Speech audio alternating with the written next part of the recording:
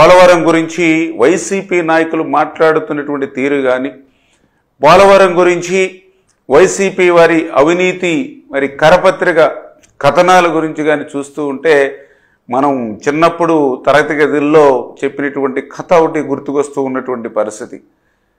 ఏదైతే ఒక పేద బ్రాహ్మణుడు మేకపిల్లని తీసుకెళ్తూ ఉంటే మరి నలుగురు 4 చోట్ల ఏంటి పంతులు గారు మీరు కుక్క పిల్లని తీసుకెళ్తూ ఉన్నారని మొదటిసారి చెప్పి, మళ్ళీ కొంత దూరం పోయిన తర్వాత రెండో వ్యక్తి చెప్పి, మళ్ళీ కొంత దూరం పోయిన తర్వాత మూడో వ్యక్తి చెప్పి, మళ్ళీ కొంత దూరం పోయిన తర్వాత 4వ వ్యక్తి చెప్పడంతో నిజంగానే కుక్క పిల్లని తీసుకెళ్తున్నానేమో అని చెప్పి పాపం ఆ యొక్క పేద బ్రాహ్మణుడు ఆ మేకపిల్లని వదిలేసినట్లుగా మరి అంటే అటువంటి అబద్ధాన్ని కూడా 100 సార్లు చెప్తే అది నిజమైపోతుంది అనేటువంటి నమ్మకం ఉన్నటువంటి వ్యక్తి జగన్మోహన్ రెడ్డి ఆ పోలవరం గురించి కూడా పదే అబద్ధాలు, అసత్యాలు అంటే దొంగే దొంగ దొంగ అని అరిచినట్లుగా పోలవరం గురించి వీళ్ళు రోజు చేసేటువంటి అసత్యమైనటువంటి ప్రచారం. అందులో భాగంగానే పోలవరం ఎత్తు 41.15 మీటర్లకి మరి తగ్గించేస్తున్నారని ఈరోజు వీళ్ళు చెప్తూ ఉంటే చాలా ఆశ్చర్యం. ఎందుకంటే చరిత్ర చెప్తూ ఉంది, మనకున్నటువంటి డాక్యుమెంట్స్ ఎవిడెన్స్లు చెప్తూ ఉన్నాయి. 2019కి ముందు పోలవరం చరిత్రలో 41.15 మీటర్లని కానీ 45.72 మీటర్లు కానీ ఎక్కడైనా పోలవరం చరిత్రలో 2019కి ముందు ఎక్కడైనా ఉందా? అదేవిధంగా ఫేజ్ 1 అని కానీ ఫేజ్ 2 అని కానీ పోలవరం చరిత్రలో 2019కి ముందు ఎక్కడైనా ఏ డాక్యుమెంటేషన్లైనా, ఏ లేఖలైనా, ఏ ప్రతిపాదనలైనా ఎక్కడైనా ఉందా?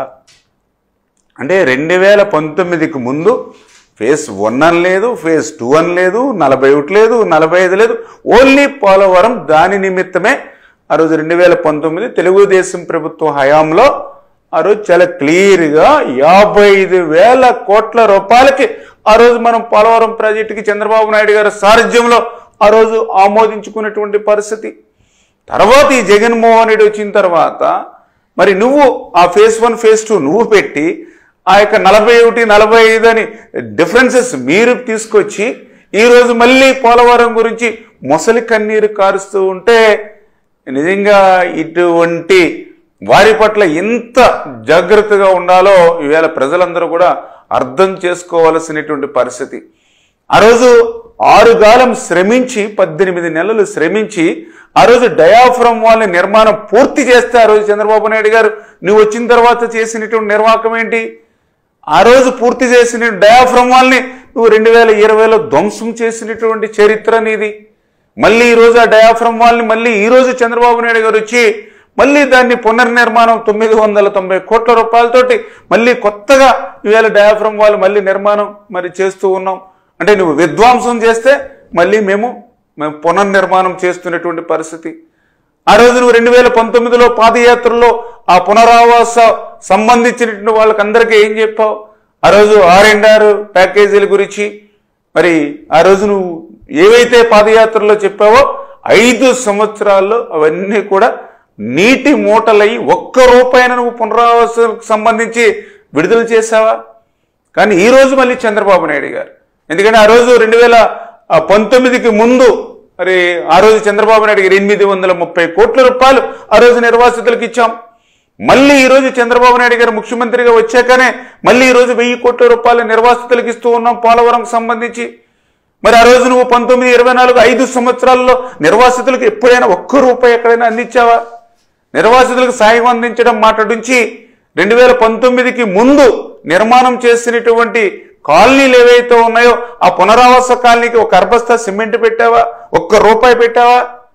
మరి అసలు పోలవరాన్ని పూర్తి చేయడం మాట నుంచి దాన్ని ధ్వంసం చేసి విధ్వంసం చేసి నువ్వు మళ్ళీ పోలవరం గురించి ఈరోజు అసత్యాల అబద్ధాలు చెప్పేటువంటి పరిస్థితి నిన్ను చూస్తూ ఉంటే ఈవేళ తెలుగు జాతి, తెలుగు ప్రజలు, తెలుగు రైతులు ఈ యొక్క జగన్మోహన్ రెడ్డి క్షమించరు అనే విషయాన్ని మరొక్కసారి మీ ద్వారా కూడా తెలియజేసుకుంటూ ఖచ్చితంగా ఈరోజు ఇక్కడ తెలుగుదేశం, జనసేన, బీజేపీ అదేవిధంగా కేంద్రంలో ఉన్నటువంటి ఏదైతే ఎన్డీఏ ప్రభుత్వం ఏదైతే ఉందో రేపు రాబోయేటువంటి రోజుల్లో కూడా ఈ ఆంధ్రప్రదేశ్ రాష్ట్రానికి గతంలో ఏ ముఖ్యమంత్రి చేయనటువంటి ద్రోహం, దగ ఈ మోసం మరి ఏదైతే జగన్మోహన్ రెడ్డి చేశాడో మళ్ళీ దాని నుంచి ఈ రాష్ట్రాన్ని మళ్ళీ పునర్నిర్మాణం చేసుకునేటువంటి విధంగా గత ప్రభుత్వం ఏదైతే పాపాలు చేసిందో అవన్నీ కూడా ఈరోజు పోలవరానికి శాపాలుగా ఏవైతే మారాయో వాటినన్నింటినీ కూడా మళ్ళీ సరిదిద్దుకుంటూ గత ప్రభుత్వం చేసినటువంటి తప్పిదాలన్నింటినీ కూడా